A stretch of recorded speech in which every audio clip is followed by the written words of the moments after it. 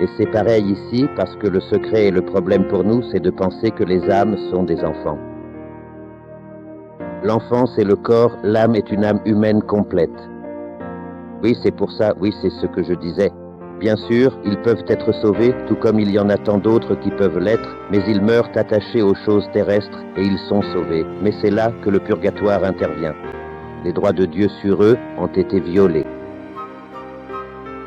Eh bien, si vous voulez, nous pouvons rendre cette expression beaucoup plus claire pour vous tout de suite, juste pour être sûr. Donc, comme nous venons de le dire, les âmes ne grandissent pas vraiment de la même manière que nous avons l'habitude de voir les corps physiques grandir et se développer. Les âmes grandissent réellement, mais comment se développent-elles vraiment? En bonté ou en méchanceté? En cela, elles grandissent.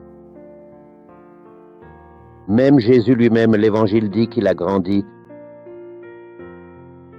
en sagesse, en âge et en grâce devant Dieu et devant les hommes.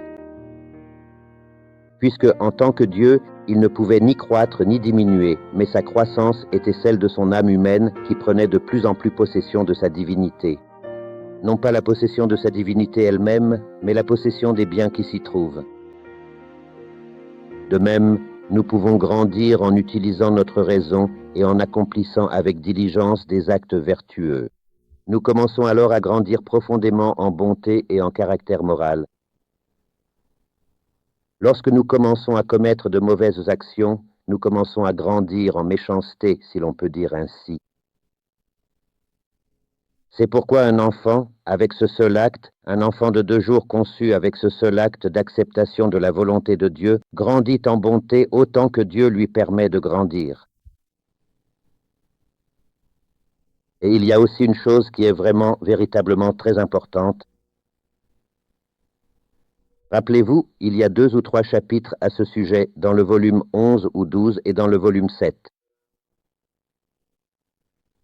Nous disons cela, mais nous ne prenons pas en compte la vie de Jésus. Le Verbe incarné, cette enfance sacrée de Jésus, vécue par lui avec son essence divine, avait vraiment pour but de diviniser l'enfance de chacun. Ainsi, s'ils le souhaitent, ils peuvent recevoir le bien issu de cette œuvre de Jésus. Donc, puisque Jésus a aussi vécu 1 seconde, 2 secondes, 3 secondes, tous ceux d'entre nous qui vivons 1 seconde, 2 secondes, 3 secondes, nous avons ces 1, 2, 3 secondes que Jésus a également vécues. Et c'est pourquoi toute notre propre petite enfance peut être reliée à cette petite enfance de Jésus. Et en reliant l'âme de 2 minutes, parce qu'elle possède ces 2 minutes de Jésus auxquelles s'accrocher, elle peut prendre possession de tout Jésus. Parce qu'il y a un autre élément ici. Ces enfants qui meurent, ce n'est pas à cause de leur propre mauvaise volonté. Ce n'est pas parce qu'ils se suicident et veulent interrompre leur vie. Normalement, c'est dû à des causes. En réalité, absolument toujours à des causes extérieures à eux-mêmes, que ce soit la mauvaise volonté des parents ou de quelqu'un d'autre, ou à des circonstances naturelles qui, au fond, relèvent de la volonté de Dieu pour eux.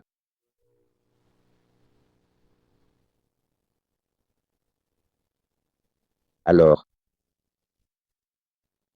quand de l'une ou l'autre de ces 2 manières profondes et significatives, la précieuse âme de cet enfant innocent, à peine 2 minutes après sa conception initiale, Jésus lui dit avec amour, « Tu as reçu toute ma vie divine », ce n'est absolument pas ta faute.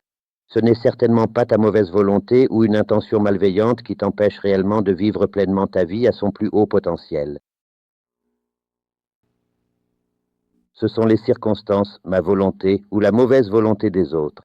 Acceptes-tu? Acceptes-tu que dans ces 2 moments, tu étais dans le temps avec seulement ces 2 moments et celui-ci de ta mort? Tu acceptes de faire tiennes toutes les actions de mon humanité comme toi et moi. C'est le moment de vérité absolue pour chacun. Parce que je te répète cette phrase, un moment de vérité englobe tout. Dans ce moment de vérité, l'enfant voit cela, toute l'humanité de Jésus et toute sa vie qui lui sont offertes.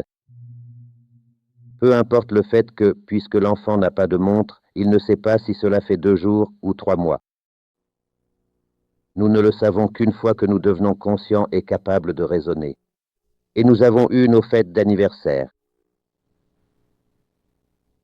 Mais avant cela, cet enfant n'a pas non plus nos types de pensée. 1 heure, 2 heures, qu'est-ce que cela signifie vraiment? Il se retrouve simplement dans ce moment de vérité où tout le plan de Dieu pour lui est révélé, ainsi que tout ce que Jésus a fait et tout l'amour maternel de la Bienheureuse Vierge. Ce n'est donc pas un jugement simple et direct, un oui définitif ou un non concluant, cette option particulière ou cette alternative spécifique, surtout dans ce moment crucial et décisif de vérité et de prise de décision. Un enfant se voit présenter, en seulement 2 instants, toute la vérité de la vie que nous, avec notre raison, avons à peine pu découvrir au fil du temps. Comme nous ne sommes pas encore au seuil de la mort, nous n'avons pas encore eu ce moment de vérité. Ce moment de vérité s'est étiré tout au long de notre vie, et acte après acte, nous avons adhéré à la vérité au fur et à mesure que nous la découvrions, ou nous l'avons rejetée, jouant à ce jeu au fil des années.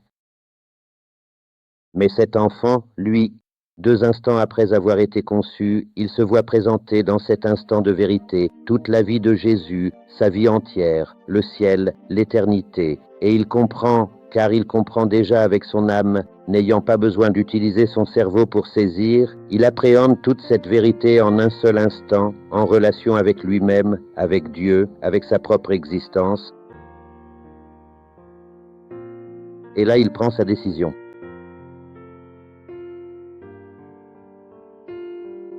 D'une certaine manière, quelque chose de similaire se produit, bien sûr en tenant compte des différences, à ce dont nous avons parlé hier à propos de l'Immaculée Conception, comment la Bienheureuse Vierge a reçu l'usage de la raison humaine dès le tout premier instant de sa conception,